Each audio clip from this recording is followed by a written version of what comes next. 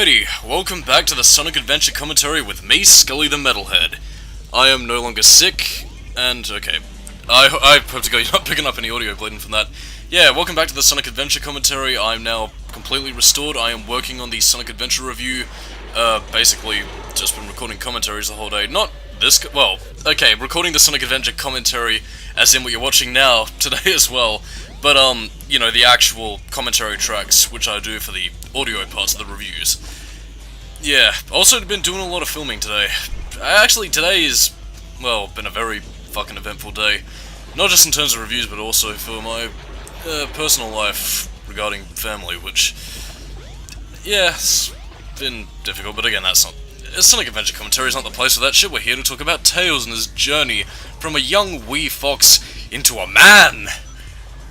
Well, I should say a fox. But yeah, one interesting thing to note about his battle against Chaos 4, Tails can beat him a lot easier because Tails has a reduced life bar, which implies that Tails is actually stronger, or at the very least I like to interpret it that way. I have no idea why Chaos 4 is weaker in this compared to Sonic and Knuckles' battles against him. But, yeah, Tails... Man, I don't know if it was intentional or not, but I always like to interpret that as Tails is a lot stronger than he thinks he is, and that life bar is reflective of that. Well, I don't know, that's just my interpretation of the scene. But yeah, while I would say that Tails' battle does go a little bit faster, it is still... I still think that Chaos 4 is probably one of the dullest battles in the entire game. You know, and that's not to say that it's badly programmed, because it is one of the more challenging parts, but it's just one that takes a long time, and in terms of boss design, that's not something you're generally looking for, because you don't want to be waiting for like 5 hours at a time until the boss reveals its weak point and then you have to attack it. I mean, I don't know, I guess maybe that's sort of the Devil May Cry way of looking at it, in the sense that you should figure out a pattern and then know which attacks to use or something, but I don't know, that's just something I found. Behold my floating masterpiece, the Egg Carrier! But it pales in comparison to the power of chaos. Adieu, until we meet again, my friends.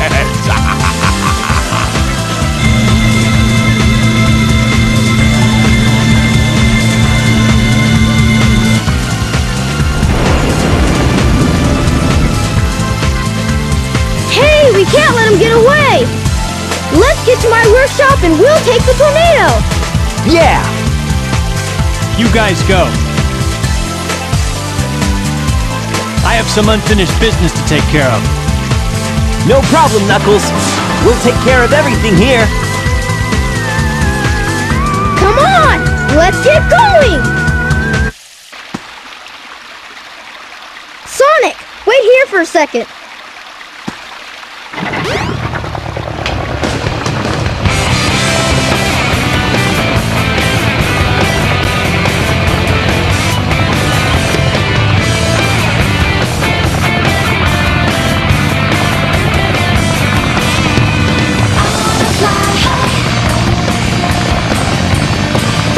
Hop in! Somebody will be. Let's go! Gotta keep them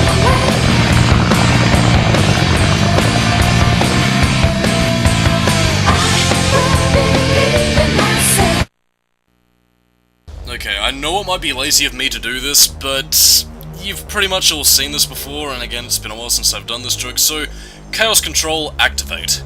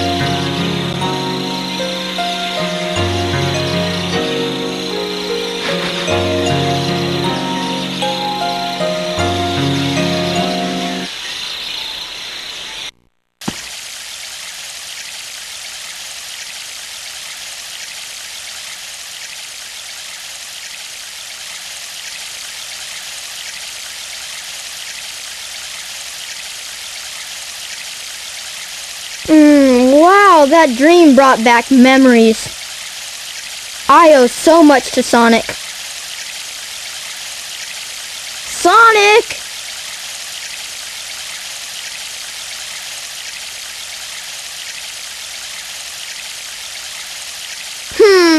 Wonder where he went. Sure hope he's alright. The tornado's not powerful enough. If I'm gonna get that egg carrier, I need to finish my prototype. It needs a Chaos Emerald to work. Looks like I better find one fast. So, we have a little scene that is attempting to retell the events of Sonic the Hedgehog 2, although I'm pretty sure they took place on West Side Island and not, well, you know, not the Mystic Ruins. I don't know, like, I mean, it's a flashback sequence to be sure, but, you know, this is generally the closest thing we really have in-game to, I suppose, a story-recognized version of the Mega Drive games, which, you know, and again, as I pointed out in my reviews last year, you know, they have a lot of cool story concepts, which, you know, if Sega really is wanting to cash in on this whole nostalgia thing, you would have thought that they would have capitalized on that by, you know, giving, like, full-fledged 3D remakes to the classic Sonic games, like, you know, even if it's not necessarily resembling the gameplay akin to the adventure formula, you know, you could still do it with a, well, yeah, you could do it with a boost, or even with the classic Sonic gameplay, for as much as people might have ragged on it in Forces, you know? I don't know, like, I mean, it's possible, and not to mention would honestly satisfy me, because, you know, it's retelling the games in a new light, akin to, like, again, I wouldn't necessarily, again, I know I hold the Resident Evil remake for the benchmark of remakes, but, you know, I'd say, God, I don't actually know what I could really compare it to. I suppose just, I don't really have any comparison, but I suppose just fleshing out what you couldn't do story-wise, you know, on the Mega Drive. So, yeah, if you're gonna cash in on this whole nostalgia thing, remake classic Sonics 1 through Sonic and Knuckles. Yes, Sega will make money. Well, actually, no, they probably wouldn't make money because everybody hates 3D Sonic, apparently, or at the very least has an bias against it, which again, I don't want to get too negative on it, but really, most people are biased against 3D Sonic, let's be honest here. But again, I don't really want to be negative, and this shouldn't be, again, I know it looks like it's easy to get lost in the Mystic Ruins, and it is, if you go down to the forest area, but generally, in Tails' story, all you need to do is take the left path, and you'll generally find your way there. But on the other hand, though, adversely, and mostly thanks to his Tails, and I guess even Knuckles' gliding ability, if you know how to use it right, you can clear the Mystic Ruins quite easily and make the hub world a lot less fidgety to run through. The only reason that there's really going slow around here is, A, to give me something to talk about, since there was just an amount of cutscenes, plus stuff you've already seen before, and in turn, you know, there's also emblems to collect in here, also people to talk to, like this guy.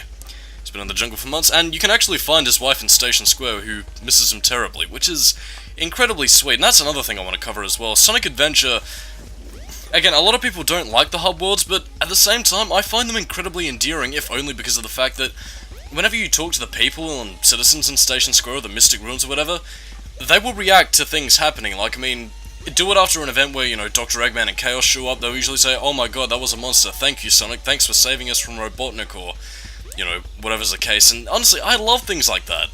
Like, I mean, and it's not only specifically things regarding Sonic and Eggman, there's also little subplots and stuff. Like, I mean, in Station Square, there's one about a girl in a burger shop who, if you talk to her, she's working up the courage to talk to the guy in the burger shop. And again, by the end of her story, she ends up working there, and it's an incredibly sweet romance that my inner sap should despise, but I'm just a sap, and I love it, because I'm lonely. Very, very, very, very lonely. And I find it adorable. What can I say? I'm a goddamn sap. But I mean, but again, there's also several other subplots as well. Like, I mean, there's the guy who cheats on two women, I believe, and he ends up getting confronted about it, and I don't know, it's just humorous to see. You know, again, there's also this tourist from another town, and honestly, it's just fantastic. I could talk about this all day. Wow! There's a Chaos Emerald!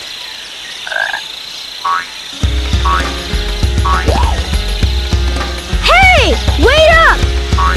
Stop! now we move on to our next stage, Sand Hill.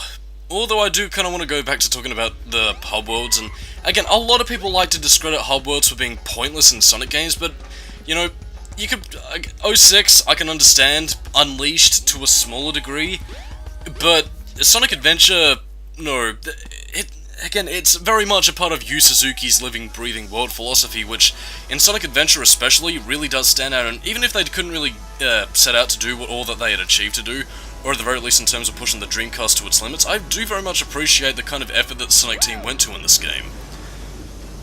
Like, I mean, you know, Sonic Team didn't have to put in all this, you know, stuff for just random human characters walking the street, but they did, and honestly, it just makes Sonic Adventure's hub worlds feel a lot more alive because of it. Like, I mean, not to mention that the one thing that puts Sonic Adventure's hub worlds over Unleashed in 06 is the fact that not only do they react to events, but, you know, they live their own lives outside of Sonic. Like, I mean, they're not just gonna sit there going, hello, I'm the Italian guy from Italian land in Sonic Unleashed, howdly doodly doo, dudes. You know, and that's honestly what makes, again, it's nothing Shakespearean or spectacular by any means, but it's nice. And it's those sorts of little details that made Sonic Adventure really shine for me.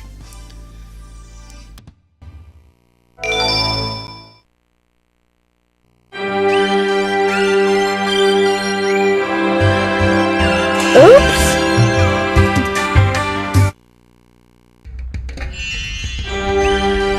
Uh-oh! I thought I was in the desert.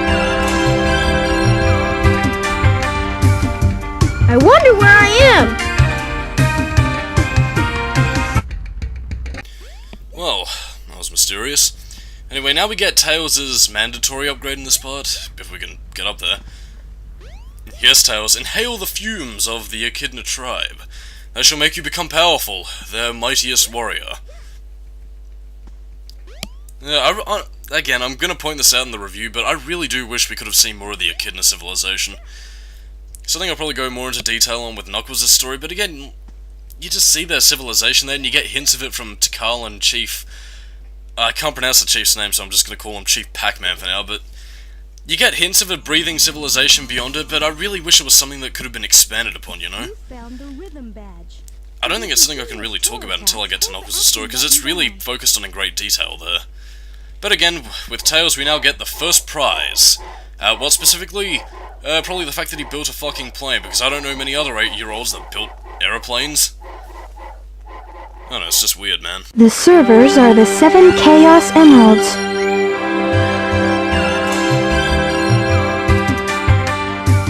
Hello there, friend. How are you?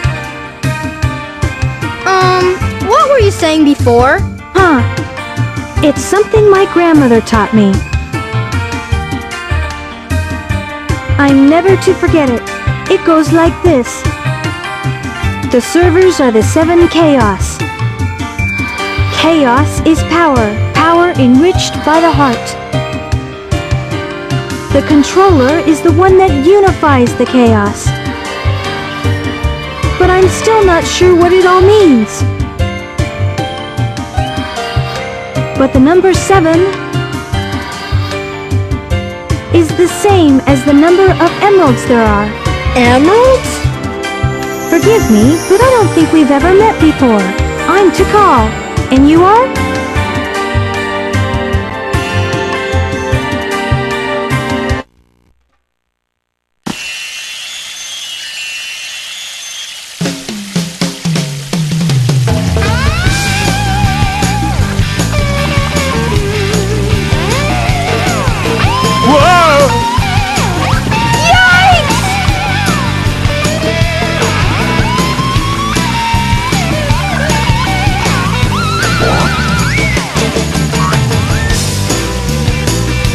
Where's the man?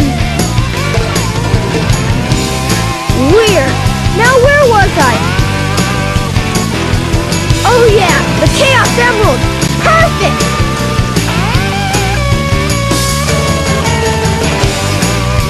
This will get my Tornado 2 up and raring to go. Okay, now... Yeah, this is pretty much the end of the part, although...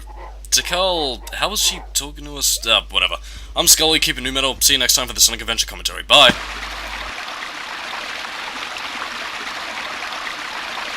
The time has come at last. This new plane should work a lot better. I've ironed out most of the problems.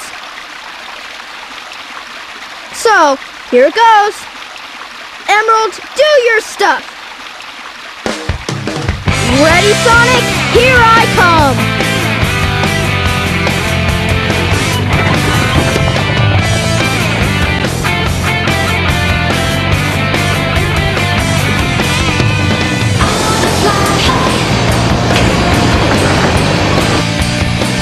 Tornado 2, cleared for takeoff. Away we go.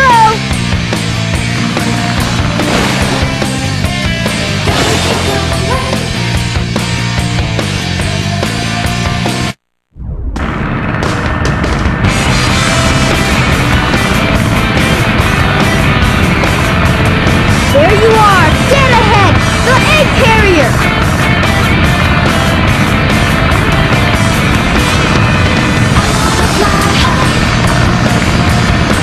There's Sonic! Sonic! Oh, right, Tails! Way to go! This plane's cool!